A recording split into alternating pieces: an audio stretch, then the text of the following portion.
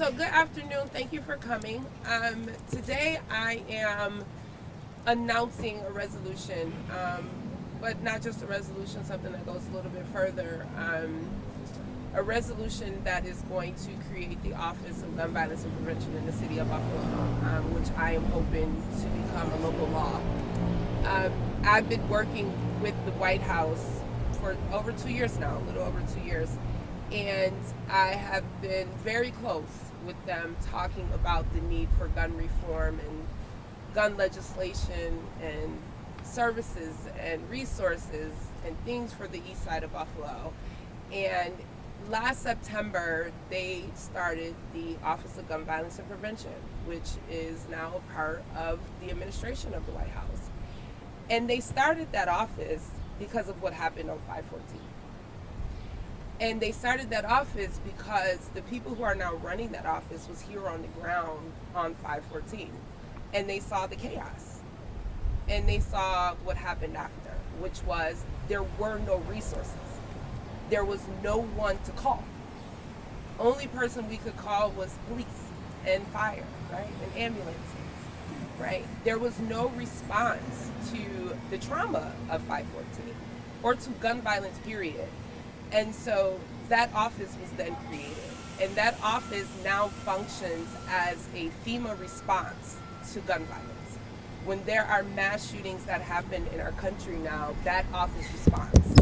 They have people on the ground in those communities to help them navigate those spaces, whether it be resources for counseling or whatever it is. Whatever people need, they can get access to it, and our government has taken the lead on that. The city of Buffalo obviously played a major role in that office, but we have not stood up to that challenge ourselves, even though 5/14 happened here. And so I've taken it upon myself to make sure that the city of Buffalo follows in those footsteps. We have to protect our community, right? Not just from mass shootings.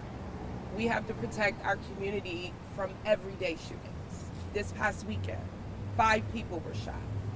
The week before that, we lost a 3-year-old. 2 weeks before that, we lost a 14-year-old. On the July 4th holiday, I was alerted by my neighbors that someone was walking down my street with a gun. And the police came and they arrested somebody who had a gun on my street.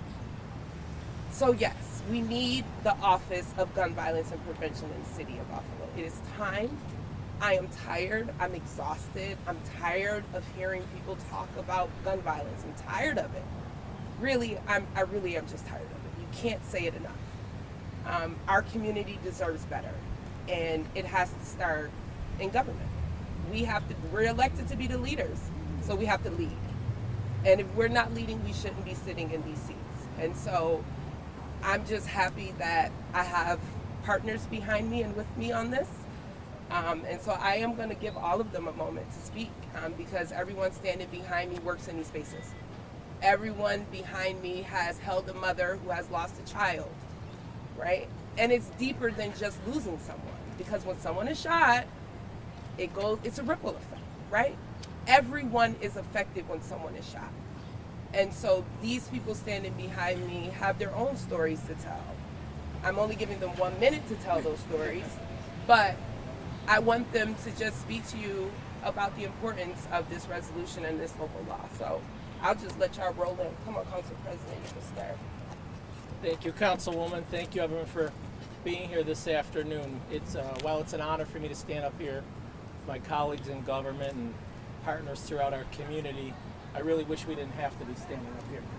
We shouldn't have to be standing up here doing this. But unfortunately, we live in a community that is too frequently marred by gun violence, senseless gun violence, and something has to be done. As the Councilwoman mentioned, she's tired of hearing about this, tired of dealing with this, and I couldn't tell you how much I feel the same way. I'm just so sick and tired of hearing about it.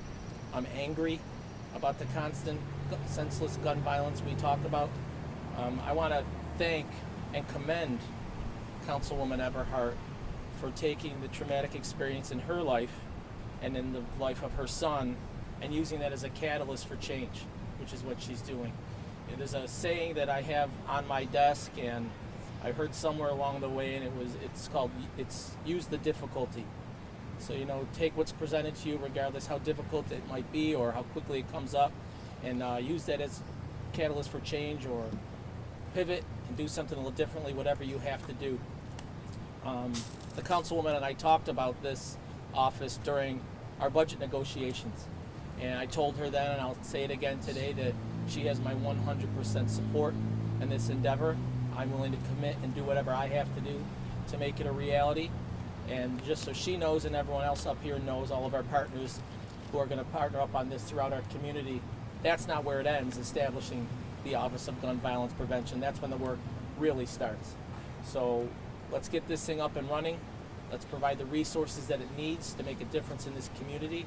And I know with all of us up here working together on the government side, but also throughout our community and our tremendous partner organizations in our community, will absolutely make a difference.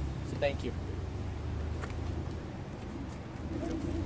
Thank you, everyone, and thank you, Councilwoman Everhart, for spearheading this challenge. I represent a district that oftentimes suffers from a large proliferation of illegal weapons in the district that I represent. So there are times when I will get calls from my constituents when shots are fired, and then I go inside their house and I see shell casings, oftentimes because it could have been a simple dispute in a neighborhood that often leads to high-capacity weapons, leaving rounds of shell casings, people hurt, injured, or killed. And something has to get done. And the fact of the matter is that Councilwoman Everhart is stepping up to the plate. She's already made connections with Washington, and she's trying to leverage what she can to bring resources back home to change the city of Buffalo, to make sure that it's safer. We cannot live in a world or a city where it's a social norm for gun violence. It's absolutely disgusting and disturbing. And I'm glad to partner with her on every measure possible to bring resources back to the city of Buffalo to make sure our community is safer. Thank you.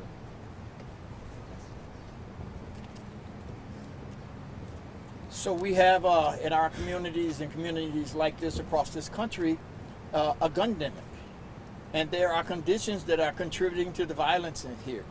So we are going to have violence. It is not going to be legislated away. It cannot be policed away. However, the conditions are really the magnitude of what needs to be done collectively from this country, right? Because it is a societal responsibility. We are losing too many lives. And so when something happens, when the 3-year-old Ramon got shot, it disrupted so much chaos within that family construct because nobody really knew what to do. And the organizations like my organization and other organizations that are on the front line with addressing this stuff, we don't have the resources to take care of some of the problems that erupt from somebody getting their life lost, or their loved one losing their life. We need an office dedicated to this. So we strongly support having this office located here in the city of Buffalo. Somebody has to lean into the magnificent number of problems that is created, because it's not just the loss that they're suffering with, it's how to deal with it after. Who's going to do the funeral? How are they going to have the money? Most of our young people that are getting shot, none of them have insurance. None of them. And so we have to have an office dedicated to resolving that problem, and we strongly support what's going on here today.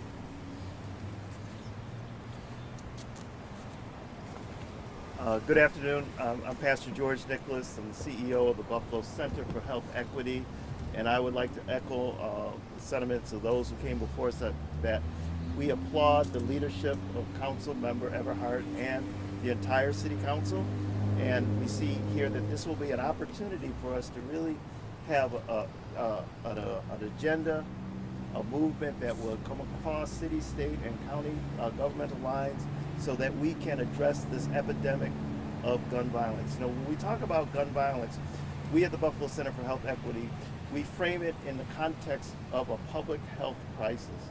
This is so important because it takes the onus of it only being seen as a criminal justice issue. But this is a public health issue because it costs about 50,000 lives every year in this country. People are dying of gun violence. And it's not just homicide. The presence of a gun will escalate domestic violence situations to a fatal place. A lot of women that are killed by guns in the midst of a domestic violence situation.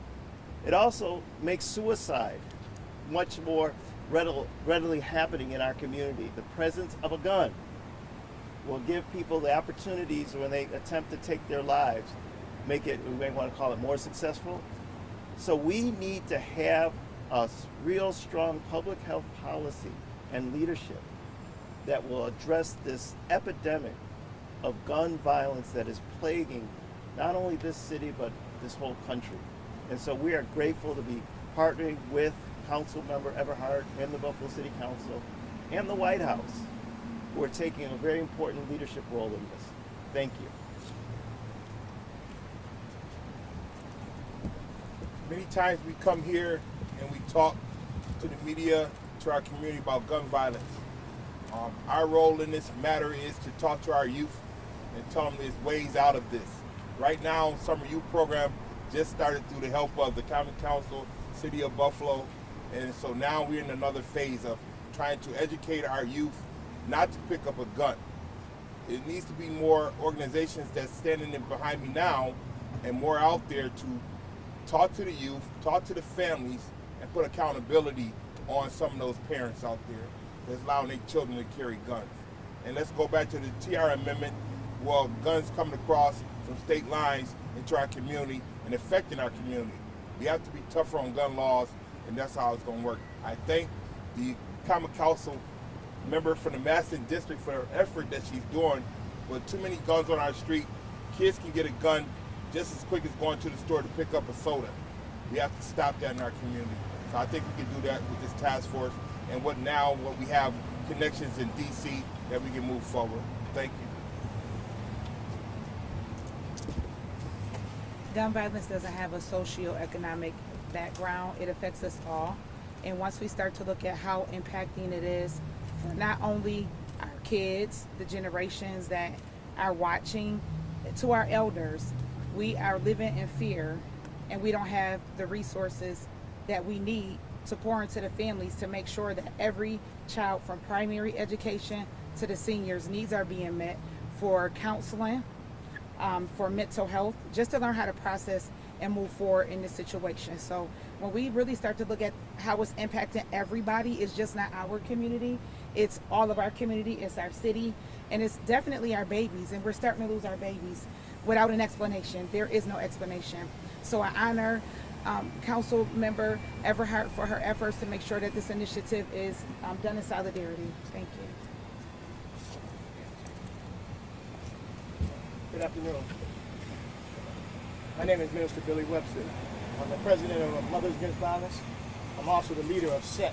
SET is a street engagement team, which you guys will start to see starting this next week. We'll be in the communities also.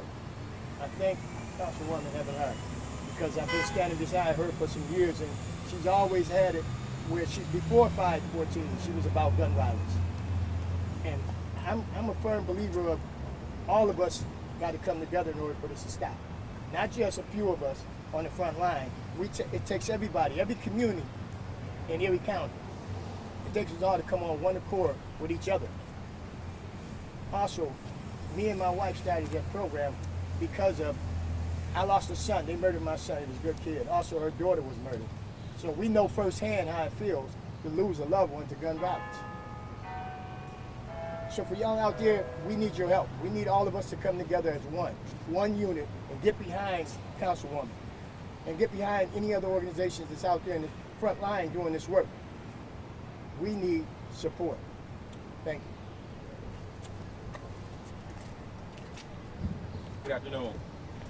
I'm thankful that, like I was saying, Councilwoman Zeneta has stepped up to lead this. You know, we're speaking about the trauma. She spoke about the trauma of the mothers, but what about the traumas of the fathers? The fathers are having the same traumas. You know, hopefully that these funds go towards being able to address these traumas that we have in our communities. You know, some of these communities are continuously being traumatized weekly. So hoping that, you know, more organizations like Minister Webster spoke about do come out. People from the community come out to be a part of boots on the ground to reduce gun violence by mediating conflict, working with people who are at the highest risk of shooting somebody or being shot. You know, summer youth is starting. That would keep the kids busy. The kids, they don't have, the biggest issue is they say they don't have a lot to do. So hopefully with the funding more things are created for them to do. Recreational centers, lighthouses, like things that we've had in the past. Hopefully they're brought back so that kids can have something to do and not just be on the streets. Thank you. Good afternoon. I'm here to support my colleague in government and in life as we deal with and address a serious issue in our country, and especially here in our city. It's without question that in order to make sure that our young people are here, that we have to address the issue of gun violence. And so, of course, I support Councilwoman Everhart in her efforts to create this office, or finding ways to address the issue as a woman my cousin was murdered by gun violence, just trying to take care of his family. He had just gotten a promotion, just changed his entire life around, young kids at the time, and it was taken away on a random Saturday afternoon. That should never happen. A child's life should not be taken because another child didn't have access to the right resources. So I'm grateful to these organizations that are behind me now, and for the work that they do in our community and uplifting our community and making sure that we build arms around them. But it's not enough for us to just talk about what we need to do. It's also important that we put resources, time, energy, and importantly, policy, real policy that can change lives. Now, I'm clear that you can't legislate morality. If somebody wants to do something nefarious, we can't change that. But we can figure out ways to wrap ourselves around young people and in our community as a whole. And so these organizations that provide services that help with prevention through what's already happening in the administration, there's some spaces in community services and citizen services and others that are already providing it. Well, then we have some really great community partners who have lived through this. Some individuals who understand the repercussions after you've fired a weapon and taken somebody's life, and then your life is completely ruined. And they're trying to help young people, but they can't do it alone. And it's our job in government to help support those organizations, and that's why I'm here. And so until we address this, until we change that, we're not really making sure that there is a future for us. And my job is to make sure that we're listening to the people in our city and in our community. And I commend my colleague for working hard on addressing this. Thank you. All right. In an effort to keep us all from melting, questions?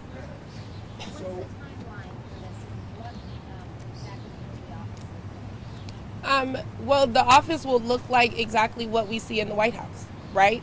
There will be people working there on gun violence issues, but they will be there to support these community organizations, making sure that they have access to different types of trainings that people need in the community. But there will also be programming, right? We need community programming around gun violence. We need to have these conversations out in our neighborhoods, out in our communities. They will also be responsible for writing grants, right? There are millions and millions of dollars right now available to organizations that can help, they can use that money to help them in gun violence prevention in their neighborhoods and in their communities. So we need someone writing those grants to get those federal dollars. They're not going to just sit there forever, right? And so time is of the essence. We need that money. Buffalo needs that money more than any other community in the country. And so we have to get access to that funding. And so that's just a snippet of what they'll do, but they'll be there to make sure that when someone is involved in a shooting, right? Someone dies or they survive, whatever it may be, that office will be able to be there to help them get counselors, right? They will be able to connect them with the resources in the neighborhood that they need. That's exactly how the office in the White House operates, and that's exactly how this office will operate. Well, the timeline for me, I put into the resolution December 31st, but it does, obviously, it's council, so we have to, it has to age and all of that, but my hope is that I will have unanimous support from my colleagues, and that we'll pass this and we'll get it moving quicker. What's your response to people who might view this as more money, another office, another branch of government? You already have numerous law enforcement agencies, from federal, county, to the state, to local. Yeah. What difference would this make? Well, this wouldn't be a law enforcement agency, right? again, I believe it was Pastor Giles who spoke about, gun violence isn't always criminal justice issue, right? We can't just put it on the backs of law enforcement. We have to make it a social issue because it is a social issue, right? It's a health issue. This office is going to perform not with police officers. These are going to be people from the community who know the community, who can operate in the community, who the community trusts, right? You need those in-betweens, just like the peacemakers operate out in our community and they're the go-between between police officers and residents. That's exactly how this office is going to function. And we need more offices like this across the country, right? Offices like this are already established across the country because of what happened on 514. We don't have one, which is ridiculous in itself, right? So this isn't about law enforcement. This office is about making sure that if someone is shot on the street, their mother can get counseling so she's not stressed out and not sleeping in the middle of the night. I know what that feels like, right? So that's what this office is for. And how would it be funded? This office will be funded from the federal government. There are dollars today, right now, that the city of Buffalo can apply for to fund these things. Not only can we apply for those funding to fund this office, but we can use that money to fund these organizations. So there is money available through the federal government. What are the next steps to make this happen, to make this a local law? Well, it has to go through the Common Council, and then we're going to work with our corporation council to create the language for the local law, and then hopefully the administration follows through. Is there anything in particular you need from the administration, from the executive branch? I need them to make it happen. Simple. It's simple. What will staffing look like aside from community leaders on the ground here? Who else will be in the office? In the office, for me, I think that, a lot of times we like to just hire somebody, right? When we talk about like DEI, right? We like to just throw somebody, DEI person. But for me, I think that we need to look at somebody with a track record, right? This can't just be somebody who needed a job one day. This needs to be someone who understands gun violence, understands research, understands legislation, understands grant writing, right? Is able to work through networks, work with people behind me. So it's going to take a different type of person. It can't just be someone who's looking for a job. So there will be a search process. Oh, yes. Okay. And when will that begin?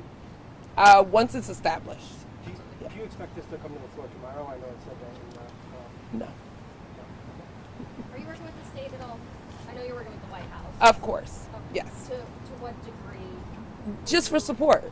Just support. And also, we work with the state, obviously, right? I come from a state office, so they know all about this. I've sent this far and wide, so everyone knows what I'm doing. I've also reached out to national partners who work in the gun violence space, so they are prepared to come and meet with us and talk about best practices. And, I've been on the phone all weekend talking to the Everytowns and Newtown and March for Our Lives and the New Yorkers Against Gun Violence, so they're all ready to come to the table and help us get this office up and running. And where would the office be located? Right in this building behind me. Just